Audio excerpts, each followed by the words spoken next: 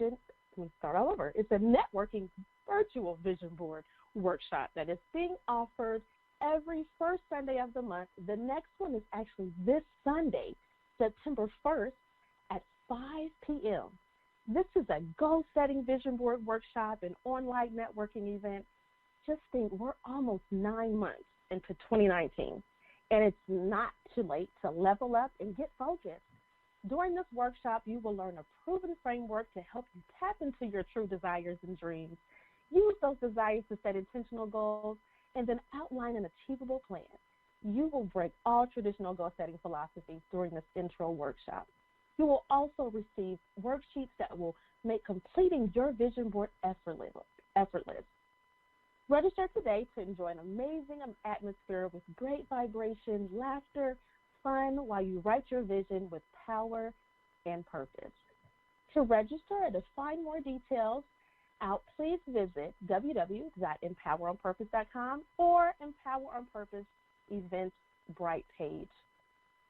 So today's empowerment quote: self-worth is determined by you. You don't have to depend on someone telling you who you are, by Beyonce. There is a famous song called Man in the Mirror by Michael Jackson that says, I am starting with the man in the mirror. I am asking him to change his ways, and no message could have been any clearer. If you want to make the world a better place, take a look at yourself and then make a change. This is one of my favorite Michael Jackson songs because it's so important to take a look at the one in the mirror and know your worth and value yourself. So often we look to everyone and everything to validate our worth when it all starts with you. In the John Maxwell book, The 15 Invaluable Laws of Growth, he shares the law of the mirror, which states that you must see value in yourself to add value to yourself.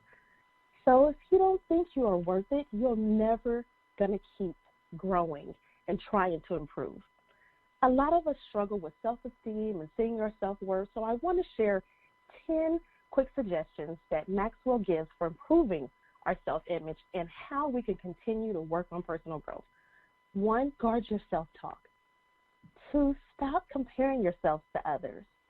3, move beyond those limiting beliefs. 4, add value to others.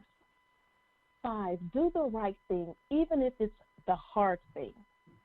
6, practice a small discipline in a specific area of your life. 7, celebrate small victories. 8, embrace a positive vision for your life based on what you value. 9, practice that one-word strategy. And then 10, take responsibility for your life. So without further delay, today my special guest is Nicole Smith. Nicole is a Panamanian American single mother, workforce development specialist, dancer, publisher, author, and motivational speaker. She attended Oral Roberts University on a Division I full-ride track scholarship. After graduating, she found Step It Up Incorporation, a nonprofit dance organization. Her experience in sports and entertainment radio, in TV, and the performing arts has spanned nearly 20 years of covering the Chicago, Houston, and Miami markets. She has danced and cheered for 4 professional and semi-professional sports teams and has prepared nearly 500 interns to enter the workforce after graduation. Her heart's desire is to provide others with tools to overcome life's inevitable challenges while relentlessly pursuing their dreams. I also want to read a press release from October of 2018 when her book, Game On Relentlessly, Pursuing Your Dreams, an illustration on how to set goals and overcome challenges to win big in the game of life, was published. Miami-based author Nicole R. Smith, a workforce development expert for nearly a decade, has written a new book encouraging others to relentlessly pursue their dreams using goal-setting tactics and tenacity. Available now worldwide where books are sold, Game On, Relentlessly Pursue Your Dreams, an illustration on how to set goals and overcome challenges to win big in the game of life, tracks the ups and downs of Smith's personal journey as a single mother and a minority pursuing a not-so-traditional dream. Inspired by Smith's own hard-fought pursuit of two vocations, a corporate career and a place on a professional dance team, Game On provides practical, proven tips on how to set goals and overcome challenges. This book includes a step-by-step workbook guide detailing the actions needed to overcome obstacles to experience the bliss of a dream realized. Smith uses a blend of heartbreak and humor to illustrate the importance of overcoming challenges to see a dream come to fruition. Smith's experiences participating in over 22 pro and semi-pro sports teams, dance and cheer auditions, and working with college juniors and seniors prepared to enter the workforce for over a decade at companies such as iHeartMedia and the Adrian Arts Center for the Performing Arts, have laid the foundation for her to share lessons learned both on and off the field. Readers will experience the importance of setting goals, how to effectively work towards goals, the agony of setbacks, and the elevation of a dream realized as they read through the book. Welcome, Nicole. I am so happy to have you on the show today. How are you this evening? Thank you. I am doing wonderful, and I am thrilled to be here. Thank you so much. That was like an amazing introduction. Absolutely. Well, you're absolutely amazing. And again, I'm so happy to have you on the show today. So you are a single mom, a dancer, published author, and motivational speaker. You wear so many hats. Please tell our listeners a little bit more about your background and how you started doing some of the amazing things that you're doing now. Well, so as it had mentioned in my bio, I grew up to immigrant parents. I love that story. You know, the immigrants who came over here to do all of these things. My parents are from Central America. They're from Panama, and I grew up in a military family. We used to move every 3 years. So you learn how to adapt and overcome challenges, because one of the big things for our family that we had to work through was being Black and speaking Spanish. People never really understood that. So when we would be going out and with my family,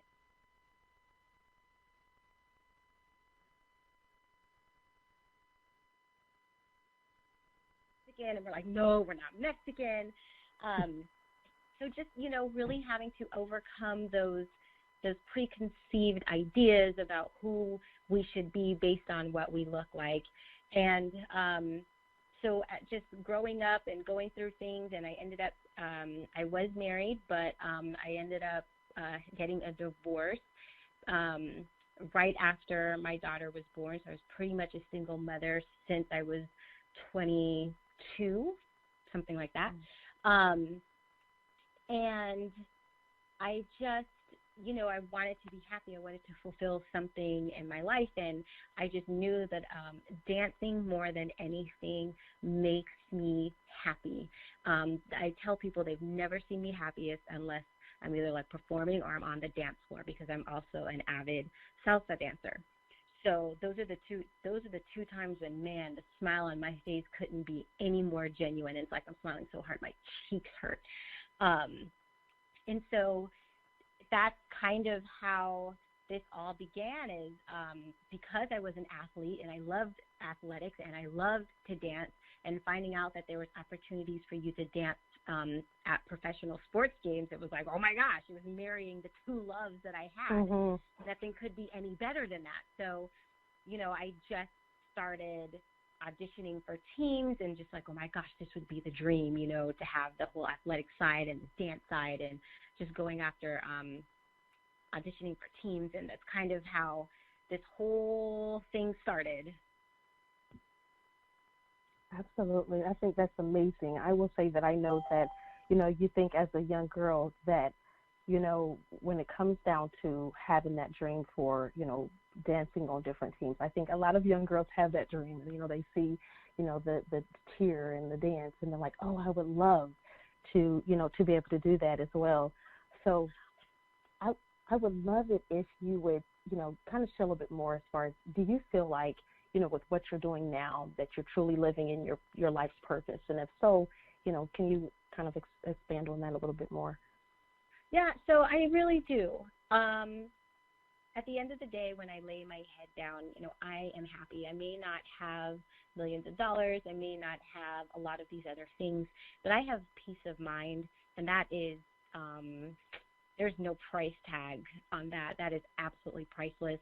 And knowing that when I lay my head down in the evening, that I know that I have operated some way in the gifts that I have been given, it makes me feel fulfilled and that I'm on the right path. I have no idea where I'm going, because if you would have asked me 10 years ago if this is where I would see myself today, I would have looked at you like you were crazy. So who knows where I'm going to be going. But I know that what I did for today, I was absolutely living in what I was supposed to be doing, even if it wasn't anything huge, even if I literally just got up, ate breakfast, went to work, and came home, because I love my job and I feel like it is exactly what I'm supposed to be doing. Just my daily job, I feel like I have purpose and that I've served the world in the way that I best can for how I was suited, and I can lay my head down at night in peace knowing that that is the case. I think that is so important. I think that, the fact that you said that you do have the peace of mind, I absolutely love that, because I think there's so many people that are, either in these careers or, kind of living their life, and they don't have that peace of mind, and they can't truly say that they love their job, or that, that they can lay their head down at night and, be happy with, how the day went, and just feeling that they're really living in their life's purpose. So I think that's amazing, that you absolutely, feel that from a day to day. So tell us more about your book, Game On, and what really inspired you to write it. So I was inspired to write it because I, have this dream of being a professional cheerleader. And so part of that was I had the opportunity, I'm not going to tell you everything because it's in the book, but I was able to see one of those dreams come true. Great. But the way I look at it, right, is one of the teams that I made, I look at it more like being a Lexus, right? A Lexus is a nice car, right? It's a step up from the Camry. The Camry is very, economical and nice, but the Lexus is kind of like the next level, like the next level up. So making any team, whether it be semi-pro or anything like that, like making any team, the way I kind of look at it is I equate it to, like, if you make a semi-pro team, it's kind of like it's like the Camry, right? Because your Toyota is your general thing, but the Camry, it's like kind of the next step up. And then if you make a pro team, depending on the league, it's kind of like the Lexus. But the upper echelon, the Alfa Romeo, the Rolls Royce of teams is either NFL or NBA. And so I was like, I want to get to that level, because that's when you the bomb. Yes. And so yes. Even though I've made several semi-pro teams and I have made a pro team, it wasn't NFL. And it's not to downplay the league that I was in, because that was amazing and I had the most amazing experience and loved it.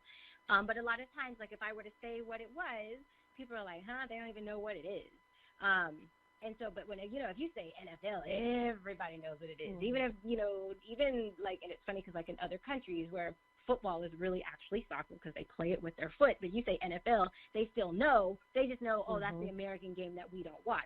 But they still know what it is. So, right.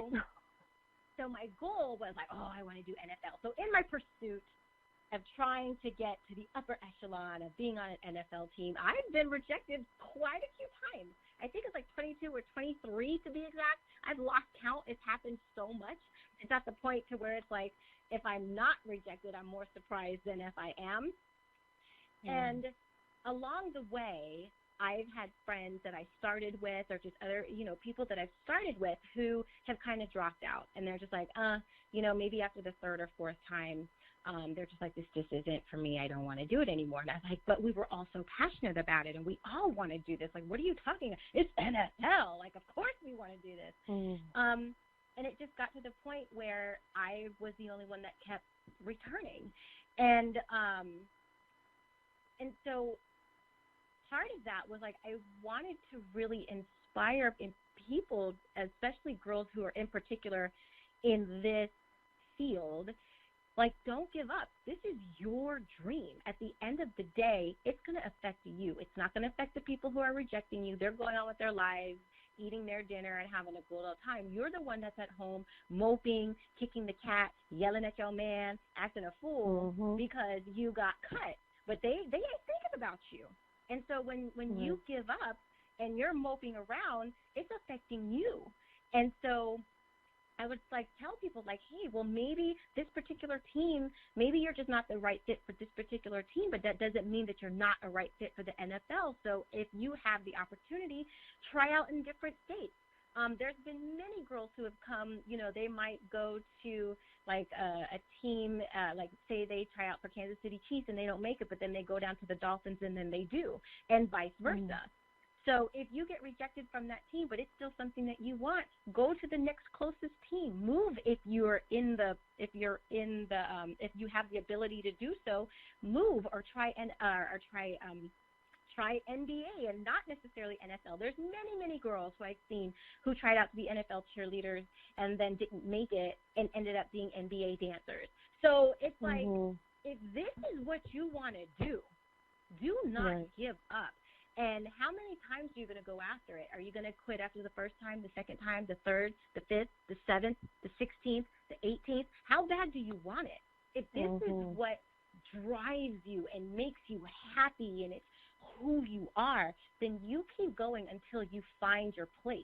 Because just like somebody who is going out into the corporate world who wants to be an executive assistant, they may have to put out 30 different resumes to 30 different companies until they find the right fit. That doesn't mean that as an executive assistant that they're not good enough. They just weren't the right fit for that company, but it doesn't have any reflection on who you are as an executive assistant.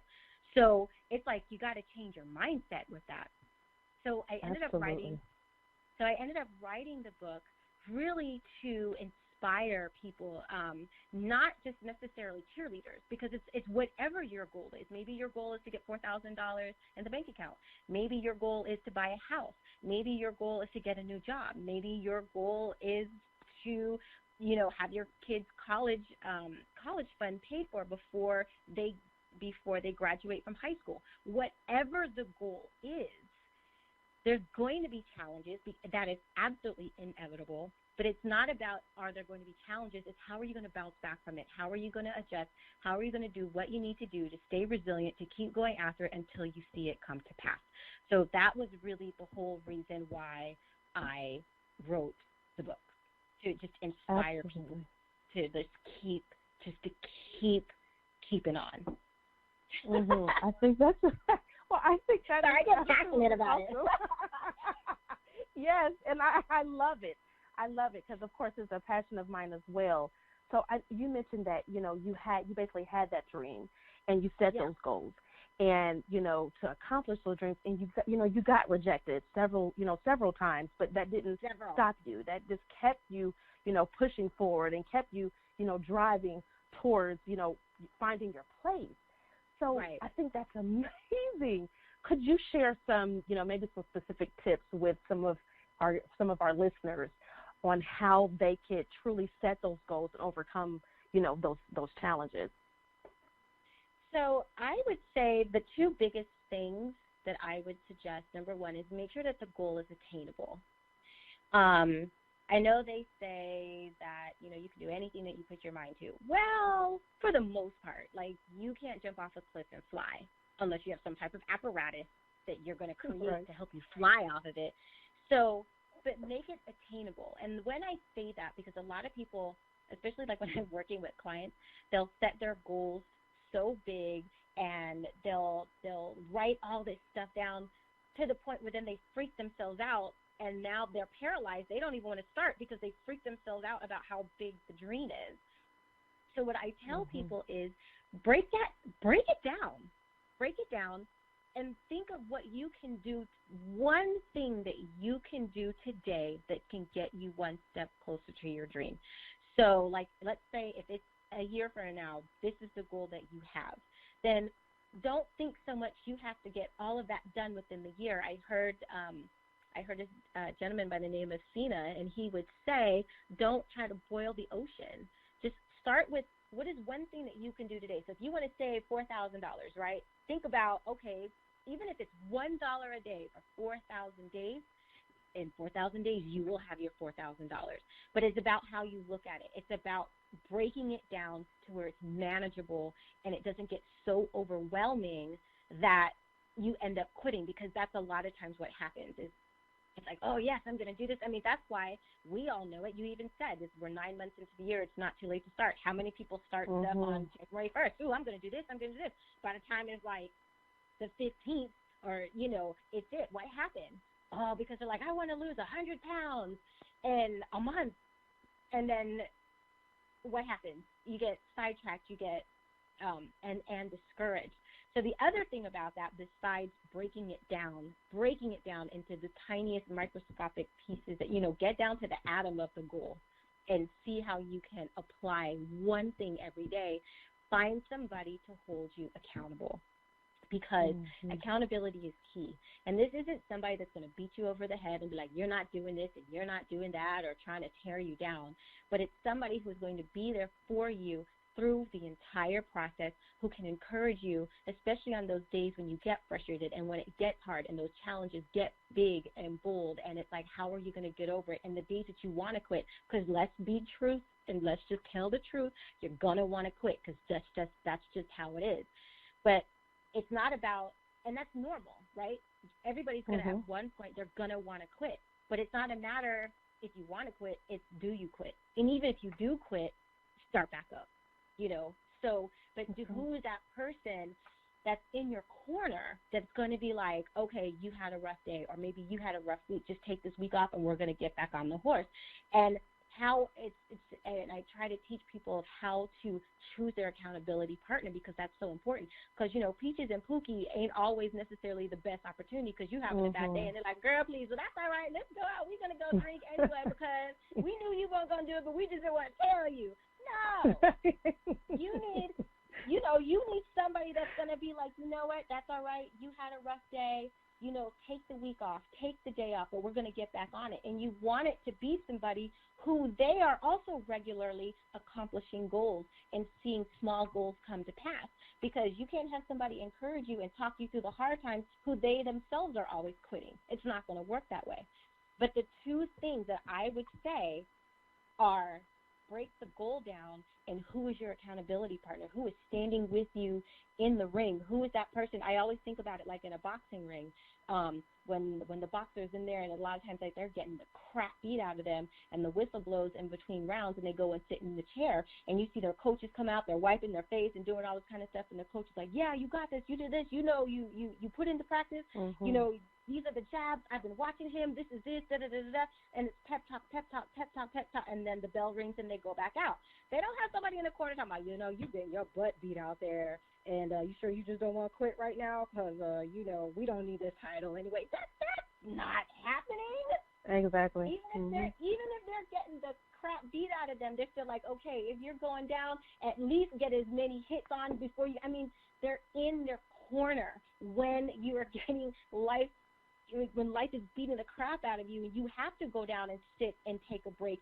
Who is in your corner, pumping you up, getting you ready to go back out there to fight to get to where you need to be? So those are the two tips I would give. Absolutely. And those are amazing tips. Those are very good, great tips that, you know, our listeners can definitely use for, you know, setting goals and overcoming those challenges. So what would you say has been the most challenging aspect of your career to the present time?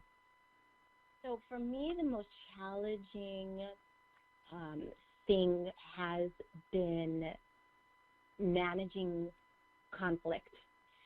So as I had mentioned, my parents, they're Panamanian, and So I come from a Caribbean background, but then my dad was also military, so military and Caribbean on top of that. And there's one thing you don't do is talk back to your parents, because if you want a full set of teeth, you're going to just make sure you keep your mouth shut, because that's just, in our country, that wasn't called abuse. That was just discipline. So, so I learned to be very, very respectful of my parents, and I'm kidding, like they didn't beat the crap out of us, but we just learned to be, of course, because I knew when not to say anything. Right. But what that did is it didn't teach me, I didn't learn how to fend for myself. I didn't learn how to speak up for myself, especially if somebody was accusing me of something that was incorrect. And parents are parents, everybody makes mistakes. I'm not blaming them for anything, but like I would never point out to my dad, like, Dad, you're wrong. Like that just doesn't happen. You just accept it and move on. So as I got older and I was, and I'm in the workforce and I'm dealing with people who could care less what your title is, who could care less who you are, they're just going to talk to you in any old way. I never really knew how to respond to that or manage it. So I would always just keep it all bottled up, right? And so I was the type of person, because of the God that is within me, we were always taught, like, be angry but do not sin. So when people would say things or do things that I felt I was being attacked, I just wouldn't say anything. But I would be so angry, and I'd just be like breathing, because I'm like, ooh, you better be glad I know the Lord, because what would be coming out of my mouth, the one thing that would be worse for me is what I would want to say is having to apologize to you for saying what I said. I'm going to hold it all in. And then, your eyes start leaking because you're so mad. Stuff starts coming out your eyes, and they're like, oh, she's crying. I'm not crying. I'm just so mad. That's my anger coming out my eyes. That's right. I can't say anything. That's right. Right? So learning how to manage that and learning how to deal with conflict and learning how to be able to speak to people or respond to people that would de-escalate a situation and allow me to voice my opinion without doing it in anger or frustration, that was a huge, huge thing that I had to learn and that I'm still learning. I'm getting a lot better, but it was definitely something that I had to learn in the workplace, because people would always think of me because, Nicole, she's so nice. No. I'm not that nice. I'm not trying to say what I really want to say. And since I don't know how to, I'm just going to be quiet. But then people think that they can walk all over me and just say whatever they want and treat me any old way. And then I would just walk away and then, go in the bathroom and be yelling and carrying on and acting a fool. But that didn't solve my situation, because I still had the problem. And those people still felt like they could talk to me anyway, and the only person who was affected by it was me. So that has definitely been the greatest challenge in my career to date. Absolutely. Wow. Yeah. I can, kind of to piggyback off of what you said, because I definitely, can relate to, just, sometimes being that nice person, and, you may not always speak up, from in the past, you may not always speak up, and then people think they can just walk all over you, because you may not say something, because it's like, okay, you need to just go and take I need to have a moment, because if I say something, it's not going to be good. It's not going to be pretty. That's right. So I can say that I can relate with that, as well. So please share with us what a day in the life of Nicole looks like. Okay. It definitely depends on the day. But typically I will get up and, this is on a good day. If everything goes the way it's supposed to go, I'll be up like around 5:45 to get ready to leave the house, to go work out by 6, to be back in the house by 6:30, to do all my stretching and calisthenics, to be done by 7, hit the shower, be dressed by 7:30 to sit down at my computer to work on my book. Anything that I have to do, like promoting the book, social media, or trying to book engagements or radio interviews. Hey, just all all that kind of promotional material things for my book. Then I'll get on the phone at 9.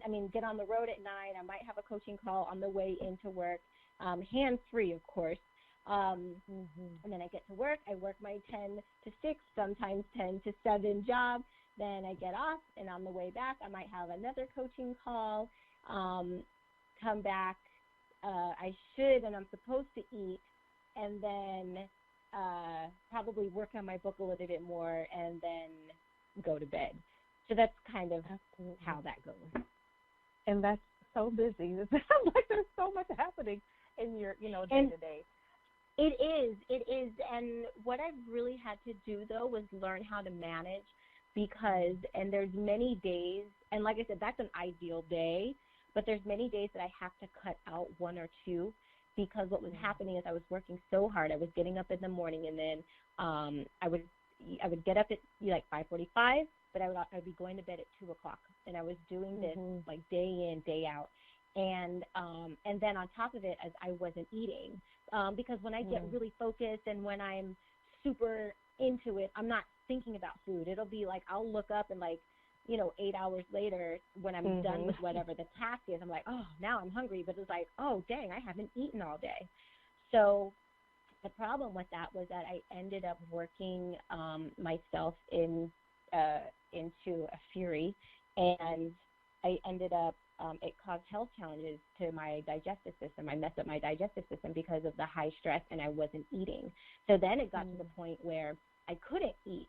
And every time I did try to eat, I was having immense pains. I felt like I was having a heart attack, and all this stuff was going on. I had really just jacked up my system. And so that was the biggest lesson that I had learned, was like, I really need to learn to take care of myself because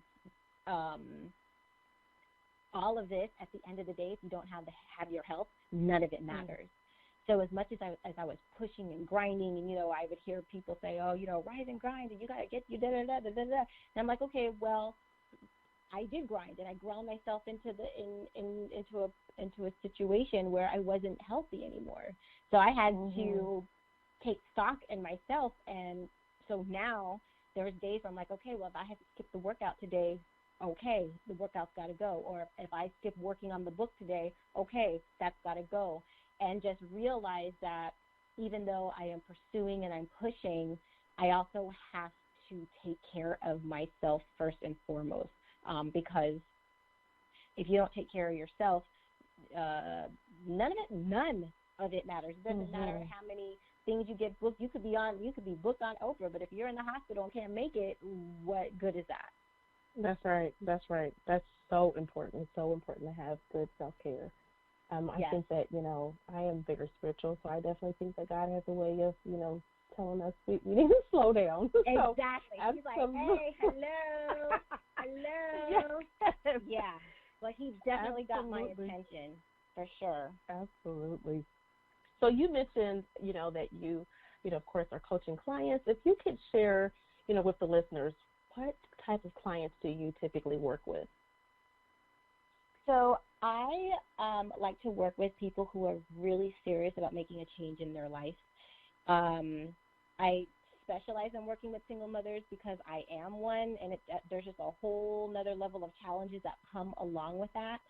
But the people who I work with, they just really want to either make a change or just have a small goal that they want to get done, either from like starting a business or starting like a nonprofit, because I've had an opportunity to do that. So starting a business, or maybe they just wanted to get their website up. Maybe they wanted to work on their finances, just like very different things. One person that I'm working with right now wants to repair a relationship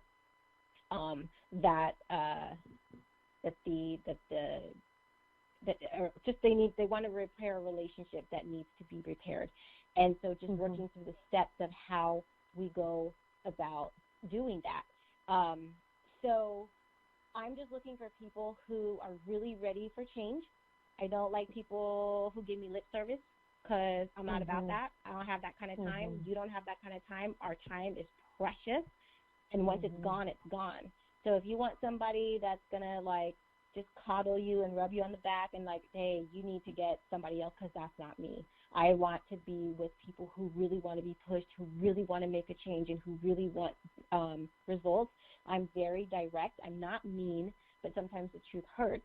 But I'll never be mean. I'm never going to demean you. But, you know, if there's something that you didn't do that you could have, I'm going to call you on it. Like, if you don't make your assignment, but you talked about you binge watched Game of Thrones,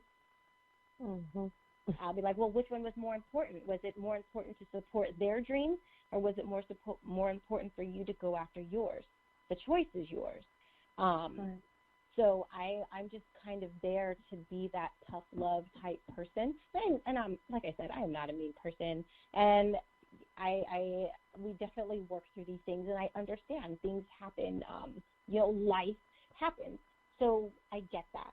But if it's just something, if you're continuously just not making a deadline and you're not putting in the effort, and you kind of, or people will be like, well, you do it for me. Nope, sorry, can't do that. But that's what I'm looking for. I'm just looking for people who have a concrete goal in mind and really want to make some type of change. And I am 100% passionate about what I do, so I will put everything into helping you get it done and see you along the journey.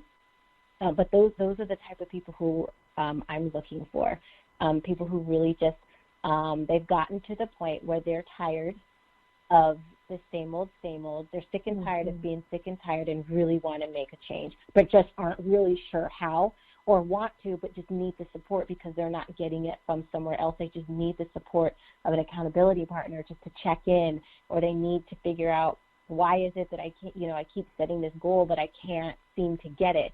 And just finding and identifying the things that could be self-sabotaging that they're not even aware of, taking the blinders off. And so that's kind of what I'm looking for, and the people who have found it beneficial for me to work with them. Absolutely. I love the fact that, you said that you work with, single mothers. As a single mother, I know how hard, how hard the journey is, how hard it's been over the years. What would you say has been the hardest part of your journey as a single mother and a minority pursuing a not-so-traditional dream? The finances. That's just definitely the most difficult, because that's just it. I know a lot of times people will say that, having the kids and it keeps you from pursuing what you want. But for me, my daughter actually ended up being an asset to what my purpose was. And so I also like to encourage people, like, don't allow your children to be an excuse to not pursue your purpose, because God is very creative. And when I was going out for my dance teams and when I made some of the teams, this was before and I'm like giving my age, but this was before there was like video on your phone, or like sometimes it was even before cell phones. So we would be at practice, and I would bring my daughter because she was young enough to be able to attend with me, but old enough to know better that she better not act up. So my directors would allow her to sit in the practices because she was quiet and didn't bother anything. So then when I would go home, I would be trying to remember the dance and trying to practice, and I would make a mistake, and she'd be like, no, Mom, it's more like this. She'd be like 5, 6, 7, 8, and 1, 2, 3, 4. And I'm watching her like my mouth is dropped because she remembers the entire routine just from watching it like 2 or 3 times and knows it. So now at home, when I needed the help, depending on the age that she was, because I've been on several teams from different ages, she would be like, no, you missed this step. No, you missed it. Oh, your arm was in the wrong place. It was supposed to. So my child was critiquing me in practice, which helped me get better. Till this day, there are dances that you can ask her, oh, do you remember the dance of this? And she can perform the dance, the entire thing. I don't even remember them. I'm the one who performed them on the field, but she's the one to this day can go and bust out the whole routine of a dance, and I'm looking at her like, I barely even remember the first step. So, it was a way for us to bond, but it was also a way for me to learn my dances through my child. And I never saw that coming. Never saw that coming. So when I talk about walking in purpose and things are being built into it, He's amazing at doing those things. So, like, as you're pursuing what you need to do, somehow you're, depending on the child and how old they are and however, God is the master, so He can figure all that part out, but somehow it's going to enhance what you're doing. And I've seen it time and time and time and time again. So I just like to encourage single moms, like, don't ever, or just even parents in general, don't use your children as an excuse to not pursue your purpose, because your purpose, their future is tied up in your purpose. So you've got to do you. You've got to do you. Yeah. Absolutely. I couldn't agree with you more. I love it. I absolutely love it. And as you were saying that, I was thinking about my own daughters and how, with my own business and how they are just so very much involved. And, I absolutely love it. I love it. It's a passion of mine, and so it's become their passion. And like you said, they're watching. They're watching us, like, what is mommy going to do next? I absolutely love it. Exactly. I absolutely love it. So what would you say has been the best thing that has happened in your career to this date? So the best thing that happened to my career happened really, literally, I think like a month ago today. It was, which I can't believe it's been a month, but I had an opportunity to speak at an international conference, and I say international conference because even though it was in Chicago, people from all over the world, people from England and Denmark and Australia, and just like literally all over the world attended the conference in Chicago. There was about 2,000 people there, and it was an industry like tech conference, and I had an opportunity to address my peers on integrating volunteers and interns into their organizations, because I was speaking to a lot of cultural organizations, so theaters, museums, aquariums, those types of arts organizations, which, just about all of them use volunteers, and even, like hospitals, and, there's places that use volunteers that sometimes you just don't even think about. But I had an opportunity to speak to 2,000 people about the value that a volunteer brings to your organization and how to truly integrate them and use them and appreciate them. And, man, that was surreal. That was crazy, and definitely the best thing that has happened to me in my career thus far. Absolutely. That sounds absolutely amazing. The fact that it was an international, like you mentioned, and so many people were in the room. That's absolutely amazing. So we're going to shift gears just a little bit. Can you talk a little bit more about how one can come back from their last setback? Yes. So after, the wind has been knocked out of you and you catch your breath, you look at the lesson that was learned and how you can come back from it differently. I'm trying to think of the best example. I had thought about one earlier. Because I was just thinking, the best thing I'll relate it to would be one of my auditions. And there's nothing like getting cut. They call it audition cuts for a reason, because them jokers hurt. You put in all that time and all that effort and all that money, and then sometimes you don't even make it past the first round. You put in all that time, effort, and money, and you go to the first round, and they're like, thank you. And you're like, what? I could have at least gone past the first round. And how do you deal with that? So I actually did like a little series of like how to overcome that. Like, so one of the things I do is the first thing you do is you accept the hurt. You don't act like it didn't happen. You don't act like it didn't hurt. Embrace it. Be upset. Be mad. It's okay. Then taking however long you need, but not too long because you don't want to wallow in it, but you might need like 3 or 4 days or whatever the situation is, whatever the time is that warrants for whatever the setback happens to be. So what I would do, like after an audition, if I got cut like that, because for the most part when you're preparing for it, you're on a super, super strict diet. You're, exercising 3 or 4 times a day. You're dancing 3 or 4 times a day. It's like super, super intense. And so I'm like, shoot, I'm eating whatever I want for the next week. If I want to eat nothing but IKEA cinnamon rolls for breakfast, lunch, and dinner, then so be it. I don't recommend it, though, because then you feel like crap. But, hey, if that's what you need to do, hey. Right.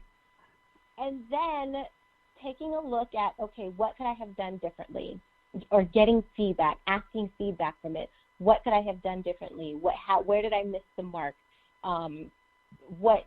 How can I better improve? And then start working on those steps to improve. If they say and I'm just like, this is all very cheerleading, but it applies for whatever. So if they say, your kicks weren't high enough, okay, so next year my goal is to start working on my kicks in order to get to where I need to go. And then, so that's kind of like in that type of arena. And then the other thing for me, the other thing that happened to me was like about almost 2 years ago now, I think it was. I ended up at a hospital with pneumonia. And the doctor bills after the insurance kicked in was still like, oh my gosh. And I was like, how am I going to do this? How am I going to make it? Because, like, again, as a single mom, and now this is this extra bill, and I'm like, what am I going to do? And it actually is part of what inspired writing the book, was because I was like, I need something in order to bring in extra income so that I don't have to go get another part-time job on top of my full-time job, which I'm already sometimes doing 12 hours a day. So at least if I'm writing the book, I can be doing it on my own time, writing the book and trying to get extra income that way. That's part of what it was. I was like, maybe I can start coaching and, helping people attain their goals and getting the books to be sold so that I could be bringing in that residual income to help battle these bills. Because I remember that day I got the last bill and I lost it. I was like, I cannot do this anymore. I can't do this anymore. How am I supposed to pay this off and do these things? And, it was just a matter of like literally stopping, taking a breath, understanding where I am, and understanding that I can make phone calls to, maybe less than like each bill. I don't have to be paying like $500 a month. Some of the doctor bills you could pay $25 a month until it gets paid off. You can do these things. And then little by little, then, I paid off my car. So that was extra money that can now go towards the bills and but again, what I had done was I'm trying to boil the ocean, and I see like a $3,000-$4,000 from one, doctor bill was $3,000-$4,000, not to mention the other ones that were coming in. And I was like, how am I gonna do this? And just freaked out, not remembering that, hey, take a breath, break it down. What one thing can you do today? How much can you do this month in order to contribute to that? And just kind of remember to take it one day at a time and to really manage it. Because that definitely was like a knock in the stomach. It definitely knocked the wind out of me. I was like, oh my gosh. My goodness. What do you do? So that's how I did that. And I'm happy to say that most of them are paid off now, and it's all now going to savings. Yes. Yeah. Awesome. Yeah. Awesome. Those are some amazing tips, though, to really help, some of our listeners on how to really come back from their last, setback. So today the empowerment quote was, your self-worth is determined by you. You don't have to depend on someone telling you who you are. By Beyonce. What does this mean to you? So I would have to say that I kind of don't agree with it 100%. It's because coming from like the faith that I have in God, I am confident in who I am because I know who I belong to.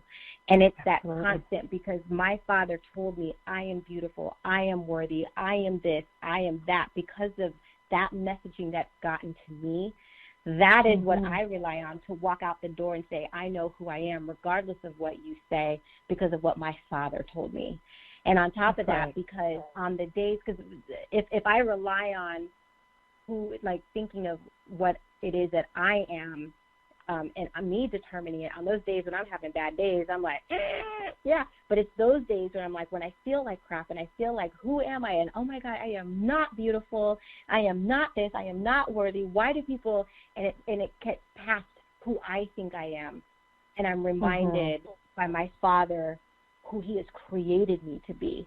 And when I remember that, then that's when I start walking in that.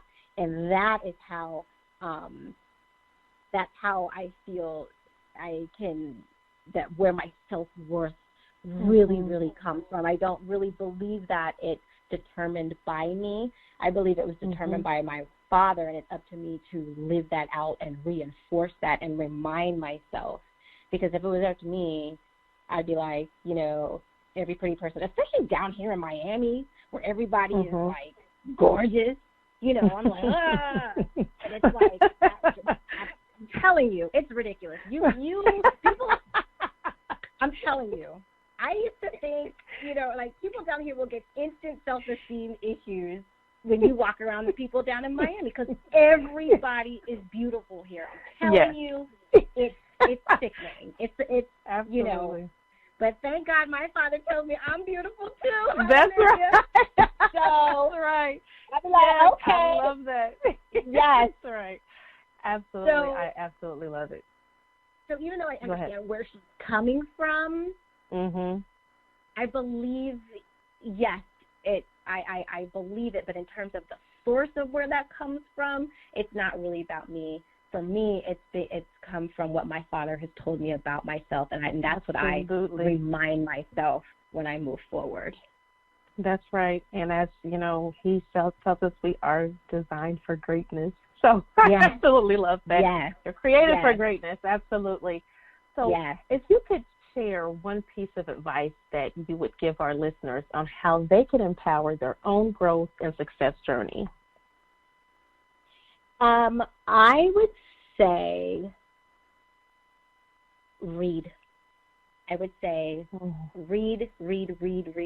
And the first thing people are going to say, girl, I don't have time to read. Yes, you do.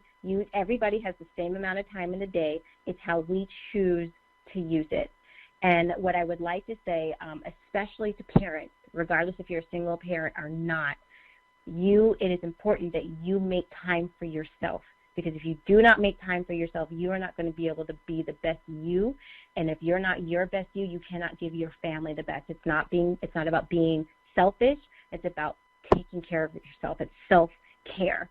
If that means an hour during the week, if you have to close the door or take the kids to the babysitter or find some time that is just about you, you have to do it. You absolutely have to do it. And especially because if you don't take care of yourself, you are allowing people to treat you the way you treat you. So if you don't take care of yourself and you don't respect yourself and you don't take care of your health, then you allow people to treat you that way. Your children aren't going to respect you if you don't respect you. Your children aren't going to respect their own bodies if you don't respect yours. If you don't take care of yourself, you can't expect your kids to take care of themselves and grow up to be healthy adults. You are the example. You have to set that time and show them that it is important to do that. So all of that to say, I say read. If you can't sit down and read the book, fine. Get audiobooks. There's ebooks. There's something. But some type of learning, even if it has to be, find an educational program or something. But I just find that in all those things I've had to overcome this year, that managing conflict and all that, self-growth and all that, it all came from reading and training and all those things, which is making me better. And because I'm getting better, I'm better at my job. I'm a better mother. I'm a better girlfriend. I'm a better all of these things.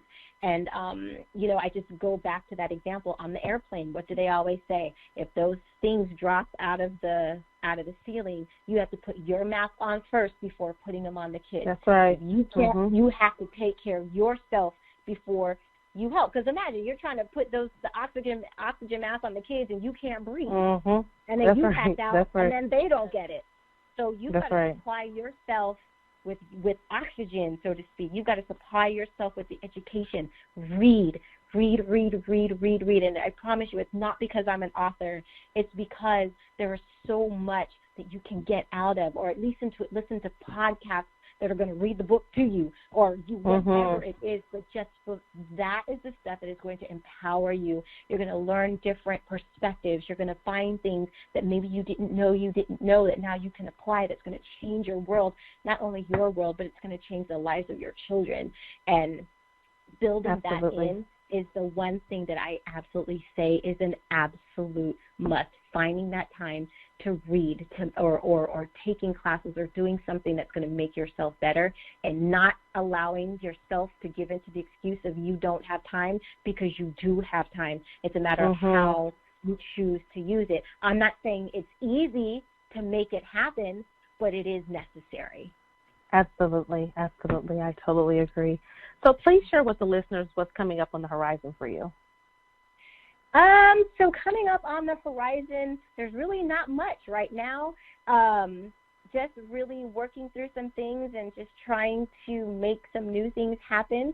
But as far as anything that's scheduled right now, we're still just kind of in the building stages of everything. So just really trying to get the book out there, trying to get that sold, trying to get some speaking engagements, and just also trying to see how to tie it in with what I'm doing at work, doing a lot of consulting on working with volunteers and interns and organizations. So just, a lot of things that I'm really not concerned about it. I know that everything is going to happen in its time. So this could just be a time of rest, but, that could change by tomorrow. But I'm ready for whatever it is and however it works itself out. That's right. So thank you so much, Nicole, for sharing your amazing story and journey. Please share with the listeners how they can stay connected with you and support your efforts. Yes, they can follow me on Facebook at Game On Author. And I would like anybody who is listening to me, if they email me at nsmith@gamedayprep365, I will send them a free goal-setting workbook. And just so when you email me, just say that you heard me on the EmPower show with Jaresha, and I will send that out to you for free. I will also give you a free 30-minute coaching session and goal setting and help you with planning out that way. So, again, you can follow me on Instagram at GameDayPrep365, on Twitter at GameDayPrep365, and also on Facebook at GameDayPrep365.